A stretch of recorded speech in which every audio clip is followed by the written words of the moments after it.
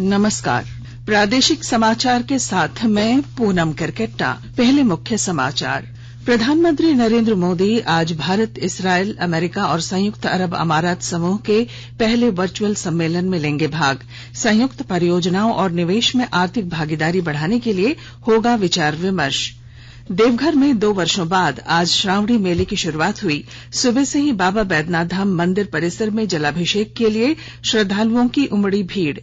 राज्य सरकार ने राजधानी रांची के एसएसपी सहित 8 आईपीएस अधिकारियों का किया तबादला। रांची के नए एसएसपी किशोर कौशल बनाए गए। और भारत और इंग्लैंड के बीच दूसरा 1 दिवसीय अंतर्राष्ट्रीय क्रिकेट मैच आज शाम लंदन के लॉर्ड्स मैदान में खेला जाएगा। और अब समाचार विस्तार से। प्रधानमंत्री नरेंद्र मोदी आज भारत, इसराइल, अमेरिका और संयुक्त अरब अमारात समूह के पहले वर्चुअल सम्मेलन में भाग लेंगे। श्री मोदी के साथ इसराइल के प्रधानमंत्री यायेर लैपिड, संयुक्त अरब अमीरात के राष्ट्रपति मोहम्मद बिन जायद अल नाह्यान और अमेरिका के राष्ट्रपति जो बाइडेन सम्मेलन में शामिल होंगे। बैठक के दौरान इस समूह के दायरे में संभव संयुक्त परियोजनाओं तथा व्यापक और निवेश में आर्थिक भागीदारी बढ़ाने के लिए परस्पर हित के अन्य क्षेत्रों में मजबूती लाने पर विचार विमर्श होगा। ये परियोजनाएं आर्थिक सहयोग तथा व्यवसायियों और कामगारों को अवसर उपलब्ध कराने का मॉडल साबित होंगी। भारत, इजरायल, अमेरिका और संयुक्त अरब अमारात के समूह का उद्देश्य जल, ऊर्जा, परिवहन, अंतरिक्ष, स्वास्थ्य और खाद्य सुरक्षा क्षेत्रों में संयुक्त निवेश बढ़ाना है। बुनियादी ढांचे के आधुनिकीकरण, कार्बन उत्सर्जन में कमी, जन स्वास्थ्य में सुधार और हरित प्रौद्योगिकी के विकास में निजी क्षेत्र की पूंजी और विशेषज्ञता की भी मदद ली जाएगी। राज्य भर में पिछले 24 घंटों के दौरान 162 नए कोरोना मरीज मिले हैं। इसी के साथ झारखंड में कोरोना के सक्रिय मामलों की संख्या बढ़कर 800 पहुंच गई है। इनमें सबसे अधिक रांची जिले के 313 सक्रिय मामले हैं। राज्य में कोरोना के पूर्वी सिंहभूम से 1 मरीज की मौत हुई है। वहीं दूसरी ओर बीते 24 घंटों के दौरान कोरोना से 64 मरीज स्वस्थ हुए। झारखंड में कोरोना का रिकवरी रेट 98.59% और मृत्यु दर 1.21% है। दुमका जिले का विश्व प्रसिद्ध बासुकीनाथ राजकीय श्रावणी मेला महोत्सव शुरू हो गया है। बुधवार को कृषि मंत्री बादल ने वैदिक मंत्रोच्चार के बीच भक्तिभाव से मेले का उद्घाटन किया। मौके पर कृषि मंत्री बादल ने कहा कि चूंकि कोरोना संक्रमण के कारण इस बार 2 साल बाद श्रावणी मेला लगा है, इसलिए दोगुना शिव भक्तों के बासुकीनाथ पहुंचने की संभावना है। इसी के अनुसार भक्तों की सेवा, सुरक्षा और सुविधा की व्यवस्था की गई है। उन्होंने कहा कि इस बार कांवरियों की सुविधा का विस्तार करते हुए क्यू कॉम्प्लेक्स चालू करा दिया गया है। कांवरियों के विश्राम के लिए टेंट सिटी बनाई गई है। उन्होंने कहा कि 13 अगस्त तक चलने वाले इस श्रावणी मेले के दौरान प्रशासन ने भक्तों के बीच भेद खत्म करने के लिए इस बार वीआईपी पूजा की व्यवस्था बंद कर दी है। सभी को समान व्यवस्था के तहत कतारबद्ध पूजा का अवसर मिलेगा। इस अवसर पर संताल परगना के प्रमंडलीय आयुक्त चंद्रकिशोर उरांव, डीआईजी सुदर्शन प्रसाद मंडल, दुमका के उपायुक्त रविशंकर शुक्ल, एसपी अंबर लकड़ा, जिला परिषद अध्यक्ष जॉयस बेसरा सहित अन्य स्थानीय जनप्रतिनिधि, बुद्धिजीवी, श्रद्धालु और अन्य अधिकारी मौजूद थे। झारखंड के देवघर में आज श्रावणी मेले की शुरुआत हुई, जिसमें देश भर से इस साल 35 लाख श्रद्धालुओं के आने की उम्मीद है। सुबह से ही मंदिर परिसर में जलाभिषेक करने की भीड़ उमड़ पड़ी है। अधिकारियों ने बताया है कि मेले के लिए विस्तृत तैयारी की गई है। उन्होंने बताया कि कोविड-19 महामारी की वजह से करीब 2 साल बाद श्रावणी मेले का आयोजन किया जा रहा है। श्रावण मास शुरू होने के साथ कांवड़ यात्रा भी शुरू हो गई है। इसके तहत कांवड़िये बिहार के सुल्तानगंज से गंगा जल भरकर 105 किलोमीटर की दूरी तय कर देवघर के बैद्यनाथ धाम पहुंचेंगे। बाबा बैद्यनाथ धाम का शिवलिंग 12 ज्योतिर्लिंगों में से एक है। यह मेला 1 महीने तक चलेगा। उप राजधानी दुमका से जल्द ही केंद्र सरकार की उड़ान योजना के तहत दुमका एयरपोर्ट से विमान सेवा शुरू होगी। विस्तृत ब्यौरा दे रहे हैं हमारे दुमका संवाददाता। उप राजधानी दुमका के लोगों की यह उम्मीद बढ़ी है कि जल्द ही केंद्र सरकार की उड़ान योजना के तहत दुमका एयरपोर्ट से विमान सेवा शुरू होगी। प्रधानमंत्री के देवघर एयरपोर्ट उद्घाटन कार्यक्रम में केंद्रीय उड्डयन मंत्री ज्योतिरादित्य सिंधिया की घोषणा के बाद उप राजधानी के लोगों की यह उम्मीद प्रबल हुई है। दरअसल दुमका हवाई अड्डा एयर इंटरकनेक्टिविटी के तहत छोटे विमानों की उड़ान भरने के लिए पहले से ही तैयार है। इसके लिए तमाम आधारभूत संरचनाएं तैयार की जा चुकी हैं। रनवे की लंबाई 1204 मीटर से बढ़ाकर 2500 मीटर करने के लिए जमीन अधिग्रहण का कार्य पूरा हो चुका है। रनवे की लंबाई बढ़ाए जाने से यहां एयरबस उतारना भी संभव हो जाएगा। दुमका एयरपोर्ट को सौर ऊर्जा से आच्छादित करने के लिए 600 केवी का सोलर प्लांट यहां लगाया जा रहा है। R.K. नीरद, आकाशवाणी समाचार, दुमका। केंद्रीय मंत्रिमंडल ने देश की स्वतंत्रता के 75 वर्ष पूरे होने पर आजादी का अमृत काल के अवसर पर 15 जुलाई से अगले 75 दिनों तक 18 साल से अधिक आयु के नागरिकों को कोविड से बचाव की बूस्टर डोज निःशुल्क देने का निर्णय लिया है। केंद्रीय मंत्रिमंडल की बैठक के बाद सूचना और प्रसारण मंत्री अनुराग ठाकुर ने यह जानकारी दी। वहीं मंत्रिमंडल ने गुजरात और राजस्थान में तारंगाहिल अंबाजी अबू मार्ग पर नई रेल लाइन के निर्माण को मंजूरी दी है। मंत्रिमंडल ने गुजरात के वडोदरा में भारतीय राष्ट्रीय रेलवे अकादमी में गतिशक्ति विश्वविद्यालय की स्थापना को भी मंजूरी दी। आकाशवाणी के ताजा तरीन समाचारों के लिए आप हमारी वेबसाइट newsonair.com पर लॉग ऑन कर सकते हैं। ताजा समाचार Twitter handle @AIR news alerts और Facebook page all India radio news पर भी उपलब्ध है। आप प्रादेशिक समाचार एकांश के Twitter handle @AIR news _Ranchi और फेसबुक, इंस्टाग्राम पेज तथा YouTube channel AIR news Ranchi पर भी हमारे बुलेटिन सुन सकते हैं। प्रादेशिक समाचार आप आकाशवाणी रांची से सुन रहे हैं और पेश हैं कोरोना से बचाव के कुछ संदेश।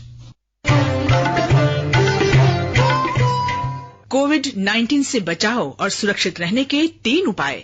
मास्क लगाएं, 2 गज दूरी है जरूरी, सुरक्षित दूरी रखें, हाथ और मुंह साफ रखें।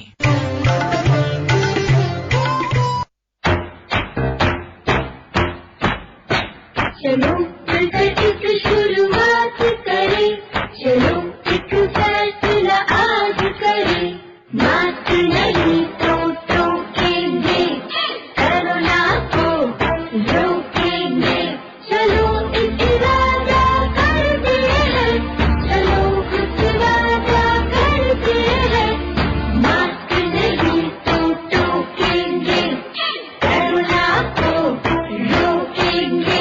भारत सरकार द्वारा जनहित में जारी। राज्य सरकार ने 8 आईपीएस अधिकारियों का तबादला कर दिया है। रांची के एसपी सिटी रह चुके 2012 बैच के अधिकारी किशोर कौशल को रांची का सीनियर एसपी बनाया गया है। रांची के एसएसपी सुरेंद्र कुमार झा को वेटिंग फॉर पोस्टिंग में रखा गया है। इसी तरह रांची में उपद्रव, फायरिंग सहित कई महत्वपूर्ण कांडों का अनुसंधान कर रहे सीआईडी के एडीजी प्रशांत सिंह को जैप का एडीजी बनाया गया है। सीआईडी के आईजी के पद पर बोकारो के आईजी असीम विक्रांत मिंज को पदस्थापित किया गया है। पूर्वी सिंहभूम जमशेदपुर के एसएसपी डॉक्टर एम तमिलवाणन डीआईजी में प्रोन्नत होकर सीआईडी के डीआईजी बने हैं। रामगढ़ के एसपी प्रभात कुमार को पूर्वी सिंहभूम जमशेदपुर का सीनियर एसपी बनाया गया है। रामगढ़ के एसपी की कमान पीयूष पांडे को दी गई है। भारतीय जनता पार्टी ने पूर्व उपराष्ट्रपति हामिद अंसारी और कांग्रेस से एक पाकिस्तानी पत्रकार के इस दावे पर स्पष्टीकरण देने को कहा है कि वह यूपीए शासन के दौरान 5 बार भारत आया और भारत से संवेदनशील जानकारी पाकिस्तान की खुफिया एजेंसी आईएसआई को दी। मीडिया से बातचीत में भाजपा प्रवक्ता गौरव भाटिया ने पाकिस्तानी पत्रकार नुसरत मिर्जा की कथित टिप्पणियों का हवाला दिया कि वह श्री अंसारी के निमंत्रण पर भारत आया था और उनसे मुलाकात की थी। भाजपा प्रवक्ता ने कहा कि भारत आतंकवाद के खिलाफ वैश्विक अभियान में अग्रणी भूमिका निभा रहा है और तत्कालीन कांग्रेस सरकार ने ऐसे व्यक्ति को 2005 से 2011 के बीच 5 बार आमंत्रित किया और देश की गोपनीय जानकारी साझा की। वहीं दूसरी ओर कांग्रेस पार्टी की सोच देश को कमजोर करने की रही है। इस आरोप का जवाब देते हुए श्री अंसारी ने कहा कि मीडिया के एक वर्ग और भाजपा प्रवक्ता द्वारा यह दुष्प्रचार किया जा रहा है। एक बयान में श्री अंसारी ने कहा कि उन्होंने कभी नुसरत मिर्जा को भारत आमंत्रित नहीं किया और न ही कभी उससे मुलाकात की। धनबाद के प्रधान खंता से सिंधरी ब्लॉक हॉल्ट के बीच लगभग 3.5 करोड़ की लागत से बन रहे अंडरपास पर हादसे के बाद रेलवे ने निर्माण कार्य पर रोक लगा दी है। मंगलवार रात मिट्टी धंसने से यहां 4 मजदूरों की दबकर मौत हो गई। अब बारिश के बाद सभी सुरक्षा बंदोबस्त के साथ ही नए सिरे से यहां काम शुरू होगा। वहीं रेलवे ने अंडरपास निर्माण करा रहे ठेकेदार के खिलाफ बलियापुर थाने में प्राथमिकी दर्ज करा दी है। ठेकेदार पर बिना इजाजत काम कराने और इस वजह से घटना होने की प्राथमिकी दर्ज कराई गई है। घटना के बाद से ठेकेदार फरार है। पलामू प्रमंडल में पानी की समस्या से निजात पाने के लिए झारखंड सरकार ने सोन पाइप लाइन परियोजना पर काम शुरू किया है। विस्तृत जानकारी के साथ हमारे पलामू संवाददाता। पलामू प्रमंडल में पानी की समस्या से निजात पाने के लिए सरकार ने सोन पाइप लाइन परियोजना पर काम शुरू कर दिया है। पलामू पूरे देश में ड्राई जोन माना जाता है। प्रत्येक दूसरे वर्ष पलामू का इलाका सूखे का सामना करता है। सोन पाइपलाइन परियोजना से सूखे खेतों तक पानी पहुंचाया जाएगा। करीब 600 करोड़ की लागत से इस परियोजना की शुरुआत होनी है। जल संसाधन विभाग ने इस परियोजना का डीपीआर भी तैयार कर लिया है। अगले कुछ दिनों में इसका टेंडर जारी होने वाला है। सोन पाइपलाइन परियोजना के तहत सोन नदी से पानी को निकालकर जलाशय नहर तक ले जाना है। पहले चरण में छतरपुर और हुसैनाबाद के आधा दर्जन से अधिक जलाशयों को पानी उपलब्ध करवाने की योजना है। समुद्र तल से करीब 400 मीटर ऊपर पाइपलाइन को बिछाया जाएगा। पानी पहुंचाने के लिए 1500 mm व्यास का टनल बनाया जाना है। इस परियोजना के तहत करीब 2 लाख घरों तक पानी पहुंचेगा। जसप्रीत सिंह, आकाशवाणी समाचार, पलामू। मुख्यमंत्री हेमंत सोरेन के निजी सहायक अशोक कुमार सिन्हा का कल रिम्स में इलाज के दौरान निधन हो गया। श्री सिन्हा मुख्यमंत्री आवासीय कार्यालय में उनके निजी सहायक के पद पर कार्यरत थे। मुख्यमंत्री हेमंत सोरेन ने शोक व्यक्त करते हुए कहा है कि श्री सिन्हा का निधन उनके और उनके परिवार के लिए व्यक्तिगत और अपूरणीय क्षति है। ईश्वर दिवंगत आत्मा को अपने श्री चरणों में स्थान दें तथा शोक संतप्त परिजनों को यह दुख सहने की शक्ति प्रदान करे। मुख्यमंत्री ने दिवंगत श्री सिन्हा के मोरहाबादी स्थित आवास पहुंचकर उनके पार्थिव शरीर पर पुष्प चक्र अर्पित कर उन्हें श्रद्धांजलि दी।